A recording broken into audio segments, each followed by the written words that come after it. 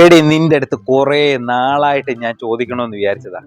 നീ എന്തിനാടി ഇവിടെ ആരും ഇല്ലാത്തടത്ത് ഇവിടെ വന്നിരുന്ന് കരഞ്ഞോണ്ട് ഇതൊക്കെ റെക്കോർഡ് ചെയ്യുന്ന എന്തിനാ? എനിക്ക് അറിയാൻ വേണ്ടി, എനിക്കെതിരെ വല്ല കേസ് കൊടുക്കാൻ വേണ്ടി വല്ലതും ആണോ? നിങ്ങളെന്താ ചോദിച്ചേ? നിങ്ങളെന്താ ചോദിച്ചേ? ഞാൻ എന്തിനാ കരയുന്നത്? നിങ്ങൾക്കെതിരെ കേസ് കൊടുക്കാനൊന്നും അല്ല ഞാൻ കരയുന്നേ. ഞാൻ എന്നും ഇങ്ങനെ കരയുന്ന വീഡിയോകൾ ഇങ്ങനെ എടുത്ത് വെച്ചിട്ടുണ്ട്. ഞാൻ എന്തെങ്കിലും സക്സസ് ആകുമ്പോഴുണ്ടല്ലോ, ഇതെല്ലാം കൂടെ കമ്പൈൻ ചെയ്തിട്ടേ ഈ സക്സസിന്റെ വീഡിയോ കൂടി എടുത്ത് ഞാനൊരു പോസ്റ്റ് അങ്ങ് ഇടും. അപ്പോഴേ എത്തുന്ന റീച്ച് നിങ്ങൾക്ക് അറിയത്തില്ല. മില്യൺ ലൈക്ക് ആയിരിക്കും എനിക്ക് കിട്ടാൻ പോകുന്നത്. ഞാൻ പിന്നെ ആരാ പിടിച്ചാ കിട്ടത്തില്ല കേട്ടോ. ഓ മനസ്സിലായി. എതിർനീച്ചലടി, അതുപോലെ പിന്നെ എന്നിലെരിഞ്ഞ് തുടങ്ങിയ തിക്കനൽ, അതൊക്കെ ഇടാൻ വേണ്ടിട്ട്. അത് കൊള്ളാം. എന്നാലും നിന്നെ സമ്മതിക്കണോടി.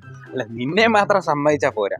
ഈ കരച്ചിൽ വരുമ്പോഴേ ക്യാമറയൊക്കെ എടുത്ത് കൃത്യമായ ആംഗിളിൽ വെച്ചിട്ട് അത് കിട്ടുന്ന രീതിയിൽ വന്നിരുന്ന് വിഷമിച്ച് കരയുന്ന ഒക്കെ റെക്കോർഡ് ചെയ്ത് വെക്കുന്നവരെയൊക്കെ സമ്മതിക്കണം കേട്ടോ.